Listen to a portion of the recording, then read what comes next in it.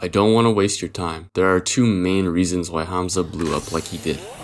The first being value. Alex Hormozi is a business niche YouTuber who's amassed over $100 million from his multiple successful business ventures. And he talks a lot about starting businesses and providing to customers. He strategizes ways to improve his businesses. And one thing he keeps referring back to in a ton of his videos is the value that a business can provide to its customers. How can a business provide as much value to a customer as possible so that to decline your offer, it would not only be a disservice to them, it would make them stupid not to work with you. The reason that you'd want to provide such great value to your client is because the more that you provide for them, the more that you can get back in exchange. So it really is a win-win. He talks about providing customers with guarantees, bonuses for signing to an agreement, anything that would only benefit the customer and make it a no-brainer to spend a higher price for a product or service. The reason I bring this up is because this is what Hamza's channel embodies. Hamza's videos are aimed to help his younger self provide the answers to the questions his younger self might have had, and advice for the struggles he was facing at the time. Hamza provides immense value by referring to personal experience, telling people in his videos what he did right and what he could have maybe done better the next time, and what kind of thoughts were going through his head in these different scenarios. That's what makes Hamza's videos valuable. This transitions right into the second and equally important factor when starting a successful channel.